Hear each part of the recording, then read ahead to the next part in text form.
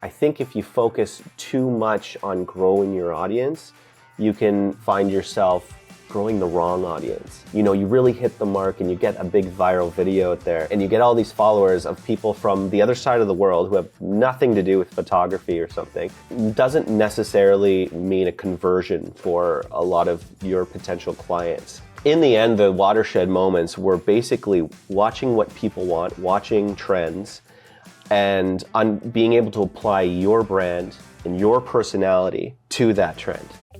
This is Creator, the podcast from Matador Network. I'm your host, Ross Borden, and I believe creators are the future of all global advertising. So join me as I sit down with top creators to hear about how they got started, the challenges they've overcome, and the tips you need to become a full-time creator.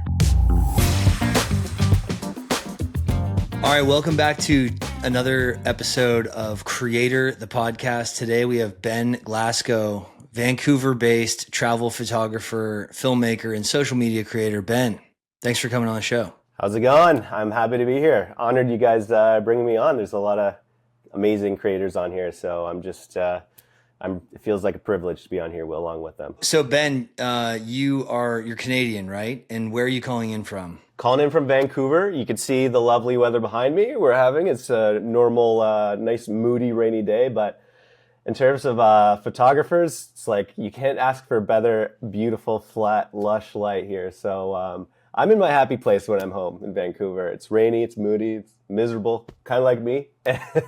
I've been so lucky, I think. Like every time I've been in Vancouver, we have actually a team in Vancouver at Matador, and every time I'm up there, it's gorgeous, and people are like, "Oh, well, this is not normal," and everyone's just like, but it is. Other than the rainy weather, it's a pretty incredible place to be from and to call home, right? Like I love it up there. So I want to jump right into it. You just got back from Bhutan, is that right? I saw saw a bunch of amazing videos on your feed. Yeah, I did. It was an incredible experience. I literally cried at the end of it. It's one of those things for, I think, a lot of creators, photographers, and travelers in general. It's a place that dreams are made of. It's incredibly unique. And as I kind of present it to my audience and I present it to the world, I keep describing it. There's so many different ways, but I keep describing it as the most mysterious country in the world because it's intriguing to a lot of people. Like it has the highest happiness index in the world. I've heard that. Yeah. Yeah. And it's like they're like hyper focused on having their population be really happy, and that kind of bleeds into a lot of things they do, including like tourism and travel. So like if you want to travel there, it's not easy. Like you have to pay a certain tax every day, almost like an entry fee, but it's a daily thing. It's pretty expensive. It hovers around $100 right now. Wow, just to be there per day.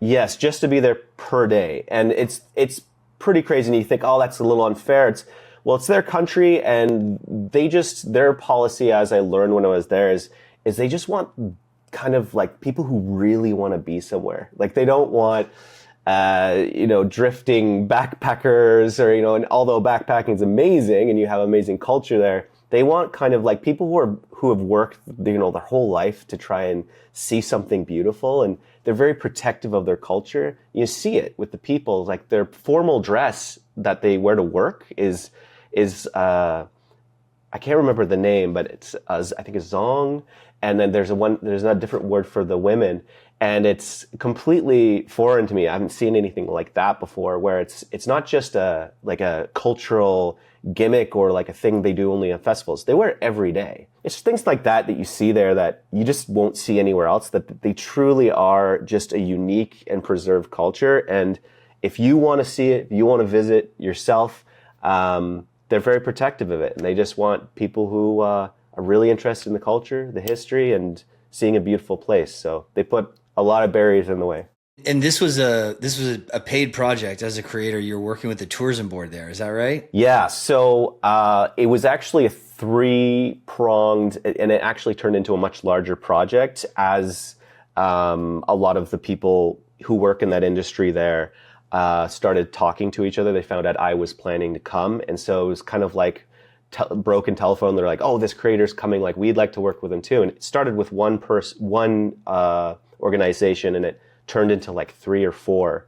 But the main ones were Bhutan Airlines, Tourism Bhutan, and then an organization called Yangfell Adventure Travel. And Yangfell was probably like the superstar of the group. They're like the most incredible organization. They basically are the biggest and the best in the country for organizing people there. Because when you go to Bhutan, you can't really just do it yourself. You have to actually have a dedicated tour operator who is organizing this for you. So not only do you have to be paying this like daily tax to just be there, you need to have an official organization who is running your trip, sponsoring your trip. Do they have to be with you the whole time, or they just need to kind of know where you are and when?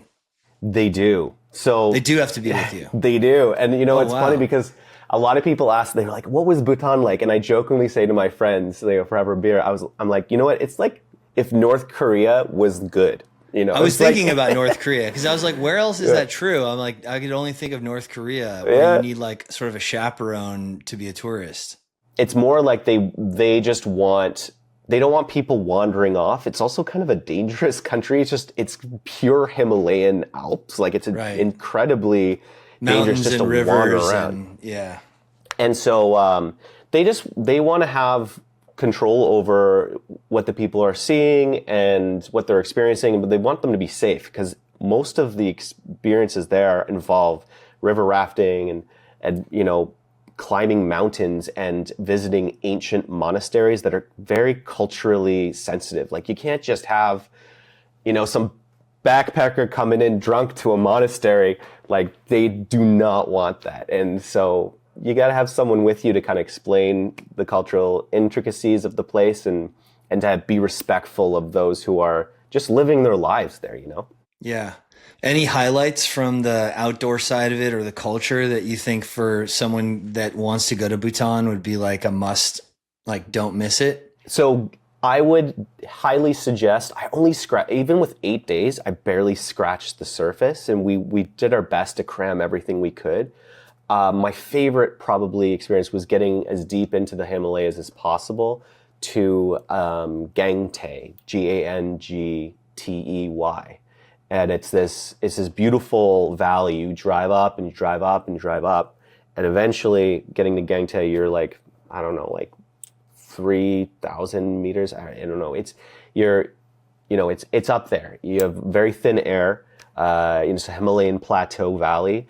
And it's where the black-necked cranes come in from China and they nest there, or at least they congregate on their way in and out on their migration. So it's this beautiful, peaceful valley, and right at the center of it is this small mountain with a monastery peaked at the top. It was kind of like, it was something out of like Lord of the Rings. Like it was just this, you come over this mountain valley and you see this huge, misty, cold valley with one monastery poking up through the mist.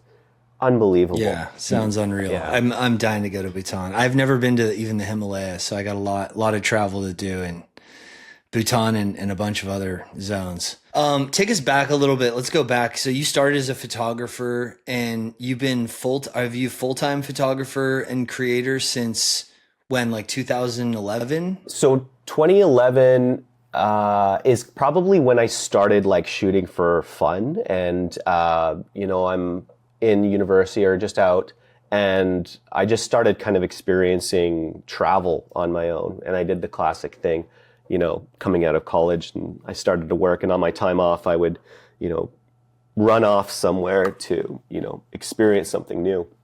And as I ventured through my 20s, I wanted to be a lawyer. I studied, political science and ended up in marketing and spent my whole entire 20s throughout the 2010s. So 20s, I'm just like wandering around from like marketing firms, tech startups, basically in as a marketing and sales rep for most of it. Kind of learning the trade and just trying to climb my way up this corporate ladder, making my family happy and trying to make them proud of me, living out here in BC on my own, and just struggling. Like, honestly, I would sit at a desk and I would like look out here in Vancouver at the mountains, just like in the corner, through the trees, and I'd be like, why am I not out there? I should be out there. And I know that's what photographers do all the time, but I was like, I just can't. And I always remember, I always use the story, I'd drive to work.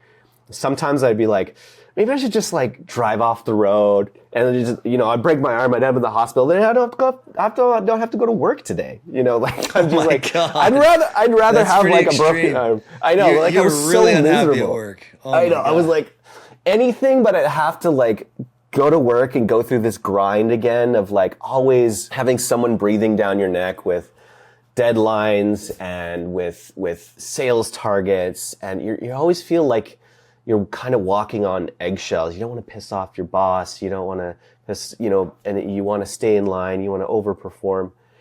And it always just felt like I was building somebody else's dream. I did make it to the end of my 20s, like doing quite well and making a good amount of money for my age, like more than most. But I was so empty inside. And by the time I was done my 20s, I was just like, honestly, I can't do this anymore. And I did save up enough money.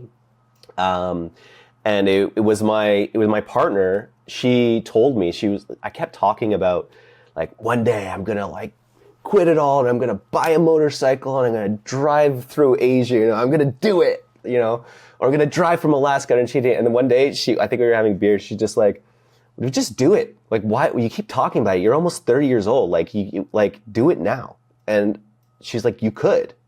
And I think that's what everyone's afraid of, is like they're afraid of taking that leap, or I think more than anything, they're afraid of losing the stability and losing their place in line in the corporate grind. That's what really always irks me, is because I know that feeling that, if I leave for 6 months trying to get another job, they're like, so what were you doing for 6 months? Like, no, you should be allowed to take time for yourself.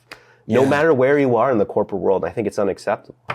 So was that it? Was that the push out the door that you needed when your partner was like, why don't you just do it? You've talked about this enough. Like, go for it. I think she was honestly just sick of me talking about it. And she was like, just do it. Maybe she wanted me to get out of the door too, and like screw off for like 6 months. And so that's what I did. I sold as much as I could. I'd saved enough money, quit my job, told my friends and everyone, like, I'm off. I'm gone for an indefinite amount of time, 6 months maybe. I bought a really good camera, a Canon 5D Mark IV and that was my workhorse. But I didn't know enough about real photography. I was still like this hobbyist. And I went to Vietnam, and this was in like 2017, and I bought a motorcycle, and that was kind of still a newer thing to do in Vietnam at that time. I know it's very popular these days. And I bought an old like Honda Click or something for like $200, and I rode it to India pretty much. Wow. It took me, a $200 motorcycle you rode from Vietnam to India. So that's a bit of an exaggeration, because anyone can call me out on this, because they're like, how the hell did you get over the borders? Well, technically, I got that bike through like 3 countries. By the time I hit Myanmar, you could still cross the border, but I couldn't get the bike through. They wouldn't allow it. So I had to sell that one and buy a new one. And then I just started kind of going over borders and buying a new motorcycle and then going as far as I can. And by the time I got to India, I went to India, Nepal, and then ended up Sri Lanka, I was basically off the bike. But I did drive approximately 10,000 kilometers. And at this point, did you have an audience? I mean, you have hundreds of thousands of followers now on TikTok and Instagram, but were you just kind of doing this for you and taking photos? And is that when you started posting to the platforms and building an audience, or did you already have one? I had like a small, like kind of a normal audience for, an adventurous young guy. I don't know, like a few thousand, maybe 5. And I thought by the end of it, it's funny, by the end of this like long 8 country journey, I would be super famous. But I wasn't really at all still. I finished it and I was still under 10,000. I think it was like 8. So I had barely grown on social media. By the time I was done, I did catch enough eyes to start getting hired when I came back to Canada. So it worked. I didn't become this like social media icon that I thought that I might. But I did catch the eye of enough people to start hiring me to do different photography jobs. Small things like weddings and small commercial shoots and adventure shoots here in Vancouver and around BC. So it worked, but it was still a grind. And I think the lesson from that is that, no grand gesture. I see guys and girls do it all the time, is they go on this big journey and they think it's going to, change everything. But that's not what necessarily will work. What really works is consistency and dedication to your craft and your brand. It's time.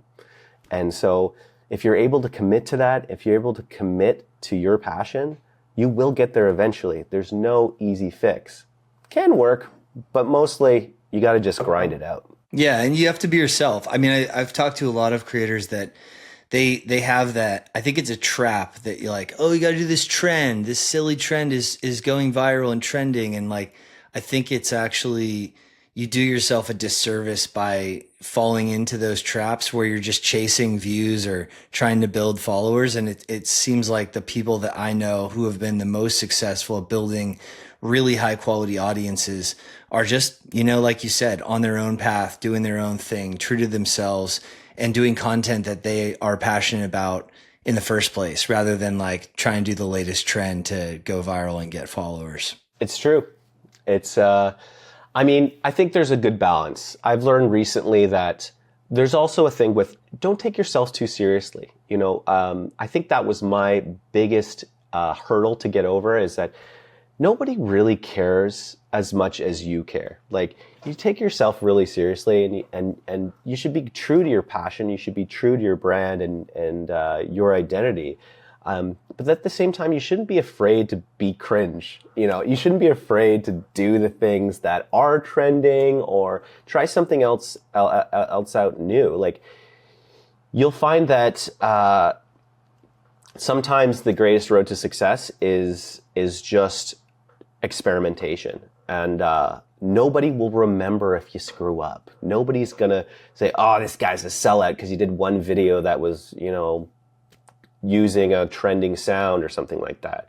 I think the best artists are able to evolve and to change with time. And there's a difference between, making money and being an artist. That usually for most artists, it's two different things, and you have to be able to balance those things. Is that just being this pure artist, this moody guy who refuses to do anything commercial, is that you probably will end up back in that desk job because you just the grindy desk job. Yeah. So you got to balance it, and you got to play the game a little bit in order to get people's attention, and then you can start showing what you're made of. So when you got back from that trip, the original trip to Asia, you had a few thousand followers. Now you have hundreds of thousands. Was it just time in the market, doing your thing, producing great content, and you built slowly over time? Or were there any kind of like watershed moments where you ended up like, posting something that really reached a lot of people and you got a bigger audience? I found that audience has been it's a great boost to have on your brand, because a lot of people who will hire you as a travel creator or a photographer or videographer, they are looking for the numbers sometimes. But most of the time, it feels like it's the connections that you make and the quality of the content that you create. But getting to that moment, I think if you focus too much on growing your audience, you can often find yourself growing the wrong audience. And that's what I think that I may have experienced a couple times is, you really hit the mark and you get a big viral video out there, but it doesn't really match your brand. And it's a silly I don't know, an avalanche or something, and and you get all these followers of people from the other side of the world who have nothing to do with photography or something. And although it is good as something that's on your page, it doesn't necessarily mean a conversion for a lot of your potential clients. So you have to be a little bit careful with that. But in the end, the watershed moments were basically watching what people want, watching trends, and on being able to apply your brand and your personality to that trend, or to that movement in social media. So being able to understand that and then applying it and making it relevant to your brand are the two most important things to creating those watershed moments and converting people into dedicated, real followers who actually care about you. They don't care about that one, disaster video you posted or something, or somebody fighting someone else in the street. That's not going to help your brand. You'll get a lot of views and maybe some followers, but there's going to be some dude from the other side of the world who's spamming you, Yeah. So in terms of stuff that has been on brand for you, the stuff that I've seen that I've been really impressed with are these, it's almost like you did an entire trip to get one shot or to go to one location. In terms of some of those bucket shots, anything that stands out from the last couple of years? Like I saw the Lantern Festival, I think in Thailand. That looked like a photographer's dream. Where was that? Was that in Chiang Mai? That's in Chiang Mai, yeah. That's a place that was interesting because it took me 2 times to catch that. It's called the Yiping Lantern Festival, and it's coupled with the Loy Krathong Festival. So those are often confused, but they're essentially the same thing. They're part of the same celebration, which kind of is a cultural norm in that part of the world is letting go. It's interesting learning about the different festivals in India, in Myanmar, in Vietnam, China even, and then of course Thailand, which are famous for letting go of some kind of lantern or a floating lantern down the river that symbolizes letting go of your problems, of your issues. You say a prayer and you let it go. For me, it was an incredible photography moment. I'd waited for years. Went a few years ago, completely screwed it up. Was just wasn't ready, didn't know the area, and it's for a photographer, you only have one shot. You have one moment when everyone lets them go, and you have maybe 10 seconds when they're all floating up at the same time. And I just screwed it up. I didn't have the right settings. I wasn't experienced enough. And then I came back 2 years later, which was, just a few months ago, and nailed it. So it was, I think, the combination of that, the kind of the storytelling with, I screwed it up, I've waited my whole life, there's all this build up, having that build up and that story behind it, I think it really resonates with people. And then of course, the aesthetic, the visual payoff of seeing them actually floating into the sky is, it's such a cool experience for both me and those who are following along on social media. Yeah, unreal shot. That was really cool. Yeah. Awesome. Well, we'll wrap up pretty quickly, but I do ask every creator who comes on here the same question, and it's almost like the more well-traveled they are, the harder the question is. So here we go. If your passport only worked in 3 countries for the rest of your life, to live, travel, stay, visit, what would those 3 countries be? And can I exclude Canada, my own country? Canada would have to be one of the countries. As a Canadian right now, I'm sorry to say, but United States has to be one of those places. And I think people completely misunderstand the United States. It has the most incredible culture. It's a melting pot of the best foods in the world. And the landscapes are vast and sometimes unparalleled. So the United States, I love that place. Yeah. Yeah. Okay. US, number 1, or just one of the 3. Yeah. Number 2, India. It is the most difficult place to navigate and to travel for a Westerner. There you will find the cradle, I believe, of civilization, the most diverse and incredible cultural tapestry of language, history, And of course, beautiful photography. It is an amazing place with amazing people. So India, number 2. Okay. Number 3, I'm sorry not to say Canada. They'll forgive you. It's okay. Yeah. Your countrymen will forgive you for this one. It's tough, but I gotta say Vietnam. I think it's because my photography journey started there. It's an incredible place to see the amazing landscapes that all are scattered across the north. Makes it probably my favorite place. I brought my brother there. I flew him there one time when he'd never been to Asia. I was like, if you're gonna see Asia, taking you to Vietnam, and we're gonna have a beer on those plastic chairs on the street like Anthony Bourdain. So love Vietnam. All right. Vietnam. There it is. US, India, and Vietnam. Oh, well, Ben, thanks for coming on the pod. I've really enjoyed following your adventures. I will continue to follow you and see where you go next, but appreciate you coming on. So honored you had me, so thanks a lot. I appreciate it. Creator the Podcast is produced by Matador Network. We are a leading global travel publisher focused on travel and adventure. If you enjoyed today's episode, please subscribe. Every week, I interview a new top creator. New episodes are released every Tuesday on YouTube, Apple Podcasts, Spotify, and everywhere podcasts are found. Thanks for listening.